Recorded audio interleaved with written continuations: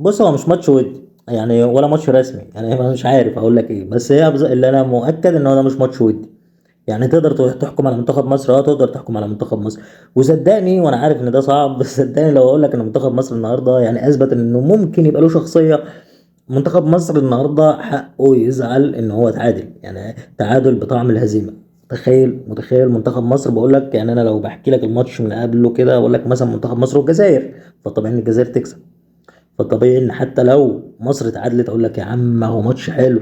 يا عم مش مهم النتيجه، المهم ان احنا نأدي، المهم اننا نلعب، المهم اننا نبين اننا لنا شخصيه واداء في الملعب، او حاجه احنا عارفين ان احنا نازلين نطبقها ونازلين نعملها.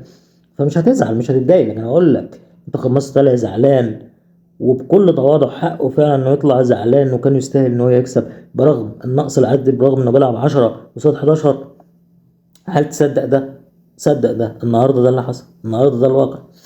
طبعا انا مش عايز اقول انه إن ماتش، يعني مش عايز اقول ان فرقه الجزائر النهارده كانت فرقه سهله عكس المتوقع، ولكن ببساطه لان انت فرقه الجزائر في اول ربع ساعه لا كانت فرقه كبيره وفرقه تقيله.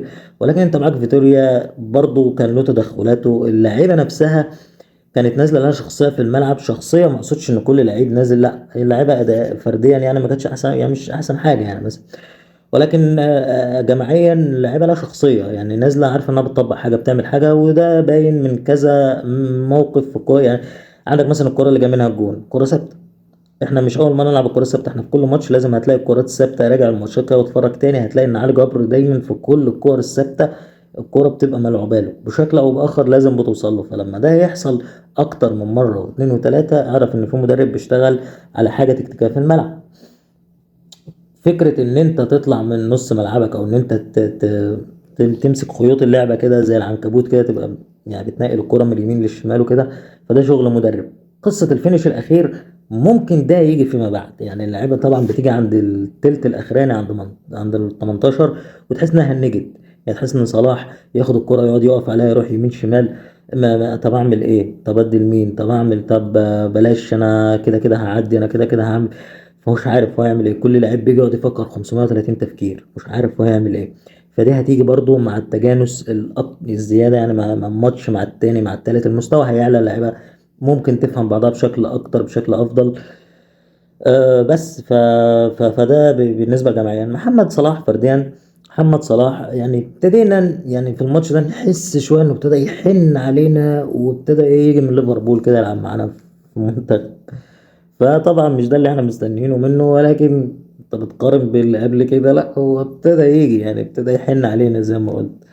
محمد هاني طرد غريب جدا، وانا في رايي فاول ومحضر في الاسم واعدام ميت، وكل حاجه غلط ممكن تتعمل مع محمد هاني تتعمل مع، انا مش عارف خبره ايه اللي انت بقالك 740 سنه في الملاعب يعني.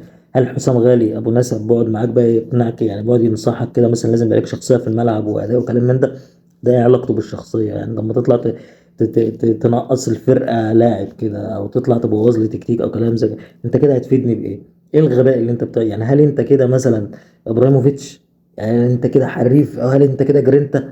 انت اتغيرت في الفتره الاخيره ومستواك عالي وكلام زي كده، بس مش يعني مش اي هبل في الجبل اللي هو يعني، يعني انت لعيب خبره المفروض. طبعا نزل عمر كمال في رايي كان افضل، يعني عمر كمال في رايي افضل من محمد هاني. مش عايز اتكلم في النقطه دي كتير، ده رايي يعني. محمد الشناوي نجم المباراه، شالنا كتير النهارده. كرة الهدف مش عايز احمله الغلطة، بس احنا بنشوف الكور ديت في اوروبا. اللعيب يا جماعه بيبقى الفيزيكال يعني لا بيشيل الكرة برجله، مش شرط ان انا ابقى طويل كده ولازم انزل بطولي ده كله بايدي تنزل عند رجلي في ثانيه، ما هو طبيعي رد الفعل هيبقى صعب يعني. لكن احنا بنشوف مثلا اشتيجن، الناس دي بره بتلعب برجليها، بتلعب برجلك. طبعا ده مش كلمه كده اقولها له فاقول له حاضر طب هنزل الماتش الجاي اعملها، لا هي دي بتبقى تمرينات وتدريبات، فعشان كده بقول لك مش عايز اظلمه، مش عايز اتكلم كتير. لكن محمد الشناوي بشكل عام هو بصراحه كان نجم المباراه. تريزيجيه ما فيش عليه كلمه. محمد عبد المنعم كويس. كرة الجون اللي جت فينا مش عارف هي غلطة مين، محمد عبد المنعم؟ مش غلطة محمد عبد المنعم، بس غلطة ياسر بعيد قوي عن محمد عبد المنعم يعني. مساحة شارع يكفي سليماني ويكفي محرز ويكفي اي يكفي فرقة تقف في الحتة دي. مش سليماني بس لعيب كويس بالمناسبة. فمساحة كبيرة قوي لازم يجي منها جون. تنظيميا بشكل عام منتخب مصر كان افضل. منتخب مصر شخصيا لما يجي في الجون التعادل في الدقيقة 90 تقريبا، ولا في يعني في اخر الوقت مفيش، خلاص الحكم هيصفر. طبيعي ان الفرقة اللي جابت الجون هي اللي الجرينتا بقى، وهي معنويا هي اللي بتجري بقى وعايز تاخد الكورة وتروح على السنتر بقى ويلا عشان نلحق نجيب الجون التاني وكده. لا، منتخب مصر هو اللي رجع، هو اللي عايز يرجع يكسب، هو اللي زعلان ومتعادل. بتلعب 10 من الدقيقة 30، يعني بقالك ساعة و10 تقريبا بتلعب ناقص لاعب، ومع ذلك انت زعلان ان انت متعادل. يعني تعادل بالنسبة لك بطعم الخسارة وكده. فده شخصية، ده كنا مفتقدينه جدا من 2010. نستاهل يا جماعة، نستاهل قسما بالله. منتخب مصر احنا نستاهل نفرح بسببه. يعني نستاهل نتفرج على كورة يا جماعة، والله بجد. يعني احنا من 2010 مفيش كولر كوبر كوبر جه صعدنا كاس العالم، ما شفناش كوره وما كناش مبسوطين وما كناش يعني ما عادي. يعني هو ده كاس العالم اللي مستنيينه بقالنا 28 سنه، مش معقول ما كناش فرحانين. احنا من ساعه حسن شحاته من 2010 ما شفناش كوره. واسمه ايه الامريكي ده اللي كان جه. لعبنا كوره بس ما صعدناش، كلنا ستة من غانا في الاخر. لكن القصد ان احنا نستاهل والله نشوف كوره، ونستاهل ان احنا نأدي، ونستاهل ان احنا نعمل حاجات كتير. يعني مش بتمنوا علينا والله. هو ده اقل من العادي، وهنستاهل اكتر من كده واحسن من كده.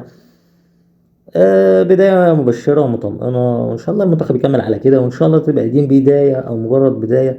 إننا المستوى يعلى، المستوى يتطور، إن اللعيبة تتجانس، إن يبقى عندك في المركز الواحد بدل اللعيب اتنين وتلاتة. ودي برضو شايفها من أهم الميزات. بس يعني ما فيش أكتر من كده كلام ممكن يتقال يعني. فنيا المباراة ما فيهاش كلام فني قوي. بغض النظر، سيبك انت ان منتخب مصر كان ممكن يكسب واحد واثنين وثلاثة او اربعة وحاجات كده، ويستاهل انه يكسب. لكن المباراة فنيا يعني ماتش خماسي. مش بقول انه ودي ولا رسمي ولا كده، لا، يعني المباراة فيها حمية وفيها كل الكلام اللي ممكن يتقال وتقدر تقيس عليه على المنتخب بتاعك. ولكن يعني ما فيش كلام فنيا كتير ممكن يتقال يعني.